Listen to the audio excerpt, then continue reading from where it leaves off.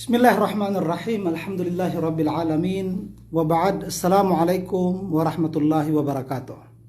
Ang topic po natin ngayon mga kapatid, ito po ay tungkol sa jawazimul fi'lil mudari'. Inshallah po. Pakitag na lamang po ang inyong mga kasama. No, pakitag na lamang po ang inyong mga kasama. O sino man ang gustong matuto tungkol dito sa ating topic na ito. Opo. Tayo po, ulitin ko po, tayo po ay nasa jawazimul mudari'. Alhamdulillah. Umabot tayo dito. Pag natapos po natin ang jawazimul mudari', inshallah, ay dadako tayo sa tinatawag nating level 1 na po tayo mga kapatid. Pag natapos po natin itong jawazimul mudari', inshallah, no, magli-level 1 na po tayo inshallah. Opo.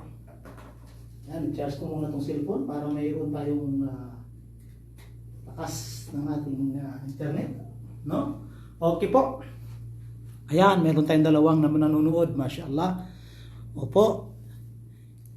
I-share niyo po ito sa ating page, no? Yung sa group natin na o kaya doon sa inbox natin, doon sa ating Okay.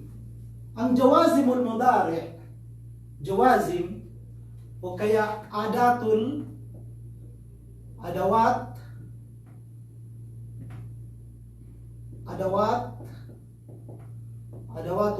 jazmi, no? Ito yung mga huruf at mga isim na nakakapag-majzum ng fi'lun mudari'. Opo, nakakapag-majzum ng fi'lun mudari'. Okay. Meron tayong tatlong uri ng fi'lun mudari'. Una, sahihul akhir. Una yan. Pangalawa, mu'talul akhir. At ang pangatlo, ito yung ating al-af'alul khamsa. Okay. Itong ating fi'lun mudari' na sahihul akhir, katulad ng yadhabu. Opo. Yung ba, tinatawag yan na sahihul akhir. Itong ating mu'talul akhir, katulad ng yad'u. Nagtatapos sa harfu waw. Mu'tal po yan. Tawag dyan mu'tal. O harfu illa. And then itong ating af'alul khamsa, katulad ng yadhabuna. At marami pang iba. Okay? Yadhabuna. Okay. Itong sahihul akhir, siya ay magiging majzumun bisukun. Okay? Majzumun bisukun.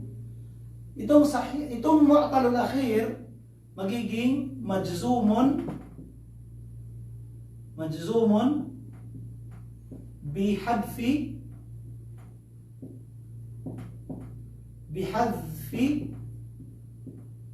harfil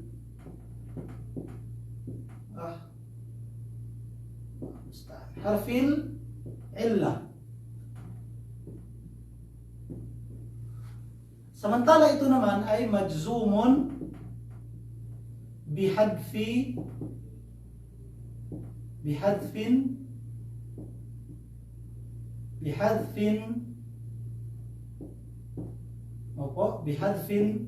nun. Okay po? So yan po yung ating fi'lun mudari' na pag-uusapan dito. Okay. Yan, meron tayong 6 na nanonood. Mashallah, si Brother Benjamin Rigaspi. Mashallah, jazakallah khair, brother. Itong ating fi'lun mudari', meron po tayong 3 fi'lun mudari', uri ng fi'lun mudari'. Una, sahihul akhir, katulad ng yadhabu, yajlisu, yakulu, yaktubu, at marami pang iba. Kapag ang fi'lun mudari ay hindi nagtatapos sa harfu waw, harfu ya at saka harfu alif, ang fi'lun mudari na ito ay tinatawag na sahihul akhir. At pag may nauna sa kanya na isa sa mga jawazimul mudari, siya ay magiging majzumun bis sukun. Pangalawa, mu'talul akhir. Yung mu'talul akhir, ito yung mga fi'lun mudari na nagtatapos sa harfu waw, harfu alif at saka harfu ya. Pag naunahan siya ng isa lamang sa jawazimul mudari, tatawagin siyang majzumun bihadfi harfil illa. Syukran po ukhti Nurmiya Rinza, mashallah. Yung pangatlo, af'alul khamsah, katulad ng yadhabun, yajlisun, yaktubani, ta'malina, ganun. Kapag naunahan ito ng isa sa mga jawazimul mudari, siya ay magiging majzumun bihadfin nun. Opo. Okay? Okay. So yan po yung ating fi'lun mudari.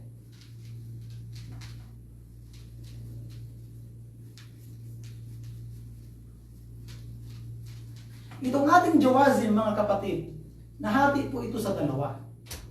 Itong ating jawazim, itong jawazimul mudari, nahati po ito sa dalawa. Ang una, tajzimu fi'lan wahidan. Opo. Isang fi'lun mudari lamang ang kanyang nagiging majzum.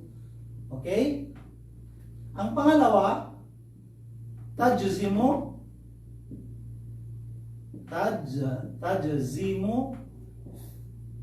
fi'lain. Tajzimul fi'lain o fi'lain. Tajzimu fi'laini. Al-awwalu tusamma fi'lu syart. والثاني تسمى جواب الشرط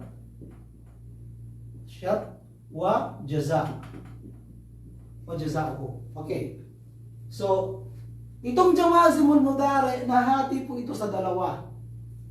Nahati po siya sa dalawa. Qismul awwal, unang hati, tajzimu fi'lan wahidan. Isang fi'lun mudari lamang ang kanyang nagiging majzum. Ang pangalawa, dalawang fi'lun mudari ang kanyang nagiging majzum. Yung unang fi'il, tinatawag na fi'lu syart. At yung pangalawang fi'il, tinatawag na jawabu syarti wa jazauhu. Okay? Opo. So, dito muna tayo ngayon sa unang kisim, unang hati. No? Al-qismul awwal tajzimu fi'lan wahidan. Ito ay una, lam. Pangalawa, lamma. Pangatlo, alam. Pang-apat, alamma. Panglima, lamul amri. Wad du'a. Pang-anim, la fin nahi wad du'a. Okay? So yan po, 6 na huruf. Tinatawag po silang huruf. Mashallah. Bago po ito si Brother Kois Dhan Mansang Dagadas. Mashallah. Syukran po sa panonood, brother. Hindi po yata kayo kabilang doon sa mga sa page sa group chat namin, pero jazakallah khair, mashallah, nanonood po kayo sa amin. Syukran po sa lahat nanonood, ala hasbik nanonood, mashallah. Wa alaikumussalam wa rahmatullahi wa barakatuh. So dito muna tayo sa 6 na ito. Ito yung pag-uusapan natin at sana hindi tayo kapusin sa oras. Okay.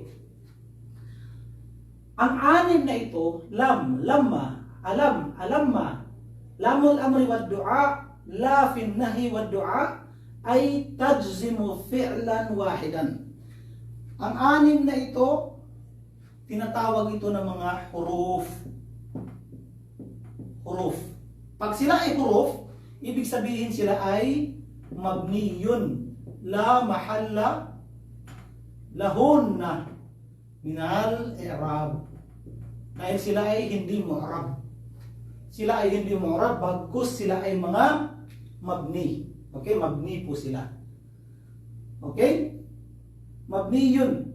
Tulad ng lam, mabniyun as lam harfu nafyin wa jazmin wa qalbin mabniyun ala sukun. Lamma mabniyun ala al-fathi, alam mabniyun ala sukun.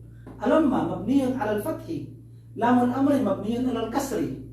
La fi nahi wa du'a mabniyun ala sukun. Insyaallah. So, yan po yung ating mga brother, yan po yung ating topic ngayon. Huwag po kayong kukurap dahil ang topic na ito ay matutunghayan natin sa Quran. Ang mga ito ay nakikita natin po ito sa Quran. No? Nakikita po natin ito sa Quran. Kaya magtataka tayo bakit ang Quran na ito, bakit siya nagiging sukun? Bakit ganun? O dahil ito po sa mga ito. Okay, unahin natin ang lam. Ang lam, ito ay harfu nafyin wa jazmin wa qalbin.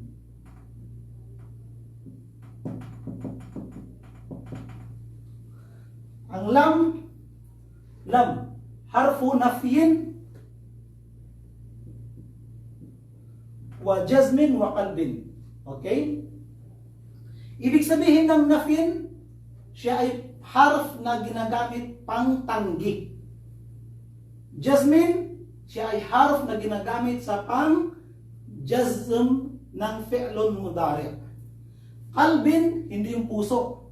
Hindi po yung puso. Qalbin, ibig sabihin, yung fi'lun mudari' natin ay ginagawa niyang fi'lun madi ang kahulugan, ang makna nito. Okay? Halimbawa, lam ya'kul Muhammadun. Lam ya'kul Muhammadun. Nung sinabi mong lam ya'kul Muhammadun, para mong sinabi na natapos na yung pangyayari. Kaya sinabi niyang kalbin. Lam ya'kul Muhammadun. Gumamit siya ng fi'lun mudari'. Pero ang kanyang kahulugan ng wika, ng jumla, ay fi'lu madin. Ang kahulugan, no, ay natapos na, nangyari na. Lam ya'kul Muhammadun. Okay? So, ano pong hirap nitong lam ya'kul Muhammadun? Lam, harfu nafyin, wa jazmin, wa qalbin. Ya'kul, fi'lun mudari'un, majzumun, bis sukun. O di kaya, majzumun bilam. Gamit ang lam, majzumun bilam. Ito yung nakapag-majzum sa kanya, itong lam na ito. Wa alamatu jazmihi as-sukun. As-sukunu dhahir ala akhirih. Okay? Muhammadun fa'ilun marfu'un wa alamatu raf'ihi ad-damma adh-dhahira ala akhirih. Okay? Lam ya'kul Muhammadun.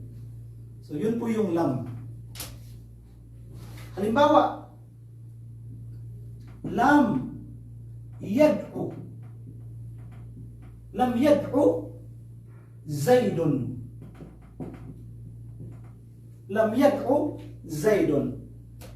Tingnan niyo po ang yad'u. Dapat sana may harfu waw dito. Pero tinanggal natin ang harfu waw dahil siya ay harfu illa, dahil naunahan siya ng kabilang sa mga jawazimul mudari'. Okay? Kaya tinanggal natin yung harfu waw. So ano po yung i'rab?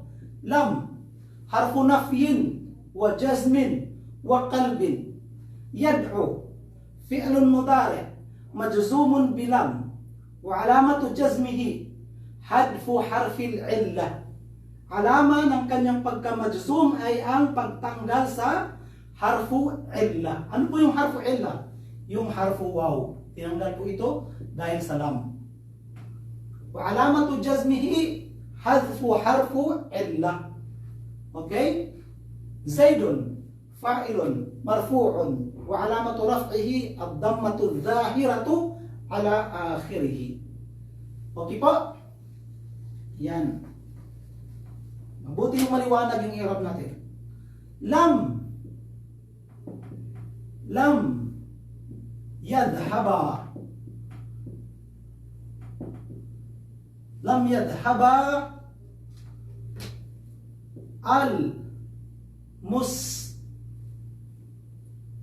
lam yadhhaba at-talibani.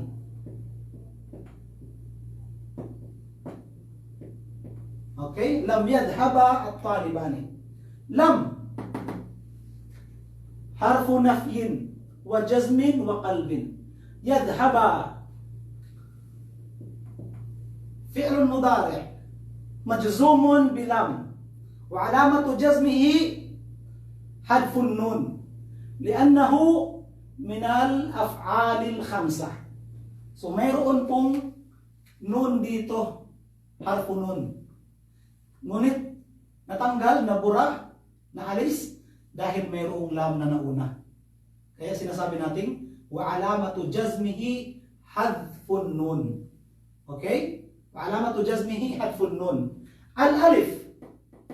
Al-alif damirun muttasilun mabniyun ala sukun fi mahalli raf'i fa'il. Sorry po. Hindi po siya fa'il. Saan po ang fa'il? Ito po yung ating fa'il. Okay? Opo. Sorry. Mali din po yung ating jumla. I'm sorry. Mali din po yung ating jumla. No? Okay? Mali din po yung ating jumla. Ganito yung gawin natin. Ulitin natin, ha? Lam at-talibani, opo, at-talibani lam yadhhaba. Okay, ganun. Lam yadhhaba. So, ito tama. Okay? So, at-talibani mubtada po yan, marfu'an bil alif, li'annahu muthanna. Lam harfu nafyin wa qalbin wa jazmin. Yadhhaba fi'lun mudari' majzumun bilam wa alamatu jazmihi hadfun nun. Limada hadfun nun? Li'annahu min al-af'alil khamsah.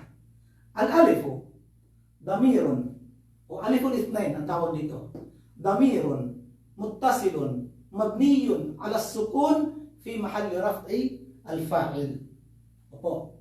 So, yun po yung ating lam. No? Yun po yung ating lam. Sana po nakakasabay po kayo mga brother, no? Sana po nakakasabay po kayo sa ating topic. Pangalawa, yung alam. Yung alam, ito ay lam lamang po. Ito ay tulad rin ng lam. Ngunit dinagdagan siya ng hamza na ito na tinatawag nilang hamzatut takrir. Tinatawag na hamzatut takrir. Itong hamza na ito. Para bang pagpapagising, pagpapaunawa, pagpapaulat, or pagpaparinig. No?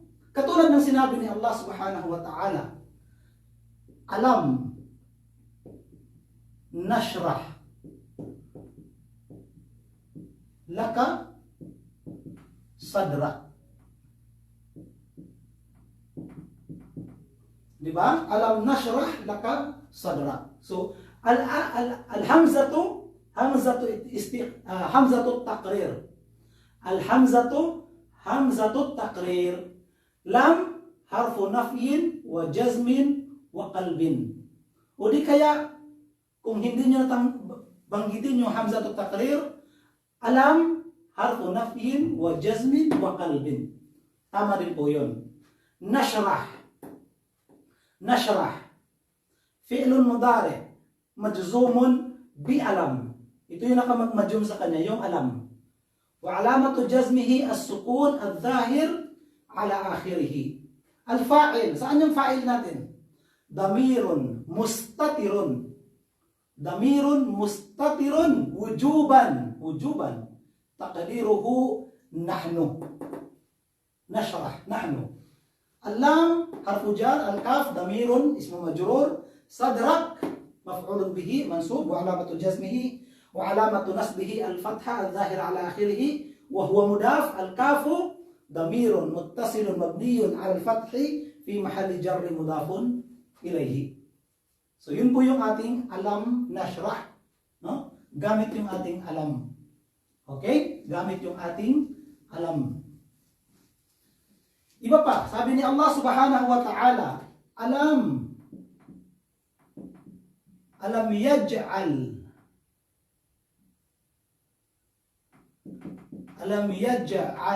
kaidahum fi tadlil. Diba? So, alam, harfu nafyin wa jazmin wa qalbin, al-hamzatu hamzatu taqrir, يجعل فعل مضارع مجزوم بالسكون الظاهر فعل مضارع مجزوم بعلم وعلامة جزمه السكون الظاهر على آخره والفاعل ضمير مستتر جوازا تقديره هو كيد مفعول به منصوب وهو مضاف هم ضمير في محل جر مضاف إليه في حرف جر تدليل اسم مجرور. Okay po? So yun po yung ating alam, no? Yun po yung ating alam, mga brother. Okay?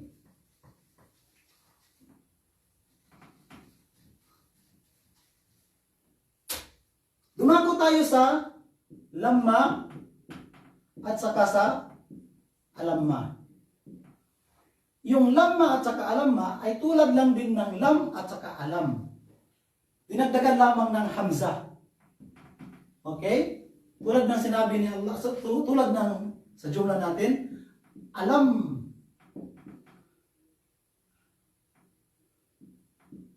Alamma. Uhsin. Uhsin ilaik. Ilaika. So, yung alamma, harfu nafyin wa jazmin wa qalbin, والهمزة همزة تقرير أحسن فعل مضارع مجزوم بألم وعلامة جزمه السكون الظاهر والفاعل ضمير مستتر وجوبا تقديره أنا إليك حرف جار أتسكا اسم مجرور متعلق po itong إليك متعلق po dito sa أحسن. Okay? Hindi na lamang natin binabanggit yung muta'alliq dahil nasa po tayo? Nasa Syarhul Ajurrumiyah. Okay po? So yung lamma at saka alamma ay pariho lamang po yun. No? Pariho lamang po sila ng alam at saka alamma. Okay? Alam at saka lam pala. Okay. Sunod.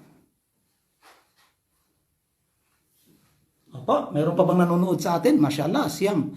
Nandyan si Ukhti Mina, mashallah. Ukhti Mina, jazakillah khairan. No? At si brother, si Maryam Abbas Palti, mashallah. At si brother Syukran Sheikh sa inyong message, no? Sa inyong comment. Sunod, no? Isusunod natin ang lamul amri. Wad du'a. Yung lamul amri wa du'a, ito po ay dalawa, lamul amri at lamul du'a. Okay? Pag sinabi nating lamul amri, ito yung pag-uutos mula sa itaas tungo sa ibaba. Halimbawa, nag-utos ang Allah tungo sa kanyang mga alipin. Nag-utos ang propeta tungo sa kanyang umma. Nag-utos ang tatay tungo sa kanyang mga anak. Nag-utos ang guro tungo sa kanyang mga estudyante. Habang ang lamul du'a naman ay mula sa ibaba pataas. Ang estudyante nakiusap sa kanyang guro. Ang alipin, nakiusap sa kanyang Panginoon. Nanalangin, dua, panalangin. Yung ummah, nakiusap sa kanilang propita. No? Halimbawa, sinabi ni Propita Muhammad sallallahu alaihi wasallam, fal yaqul khairan aw liyasmut.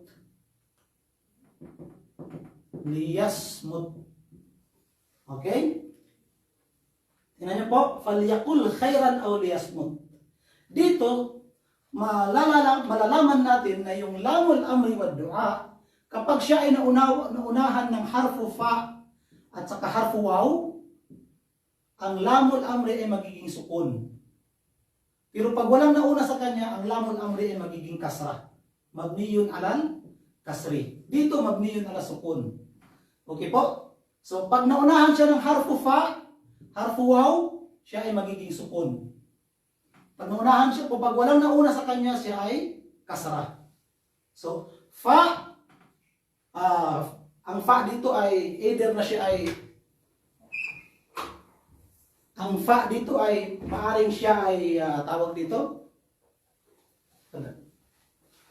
maaring siya ay, kabilang sa huruful atfi o di kaya istinaf, haul istinafiyah, pagpapatuloy ng salita. Alam, lamul amri, mabniyun ala sukun, no? Wa jazmin. Yaqul fi'lun mudari, majzumun bis sukun, or majzumun bilamil amri. Wa alamatu jazmihi as-sukun. Okay? Wa alamatu jazmihi as-sukun adh-dhahir ala akhirih. Saan yung ating fa'il? Yung doer, yung gumagawa. Wal fa'ilu damirun mustatirun jawazan taqdiruhu huwa. Khairan maf'ulun bihi. Aw harfu atfin lamul amri wad du'a mabniyun ala al-kasri. Liyasmut fi'lun mudari' majzumun bilam wa alamatu jazmihi as-sukun al-dhahir ala akhirih wal fa'il damirun mustatirun jawazan taqdiruhu huwa. Okay? So ito po yung ating lamul amri wad du'a. Opo. Katulad ng sinabi ni Allah subhanahu wa ta'ala, sabi niya, liyaqdi alayna rabbuk. Ito yung panawagan ng mga taga-impyerno, waliyadu billah. No, liyaqdi alayna rabbuk. So, liyaqdi, lamul amri wad du'a. Yaqdi fi'lun mudari, majzumun bi lamil amri wad du'a, wa alamatu jazmihi hadfu harfil illah. Hadfu harfil illah. Bakit? Ang origin nito ay yaqdi. Mayroong ya sa huli.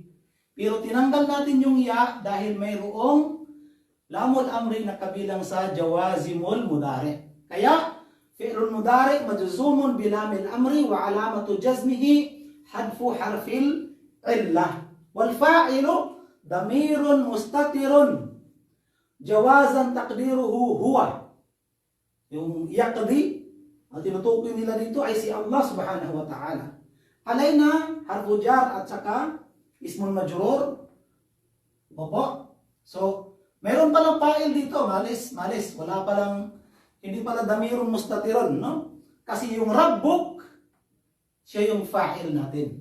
Rabb, fa'ilun marfu'un wa alamatu raf'ihi ad-dhamma adh-dhahira ala akhirih wa huwa mudaf.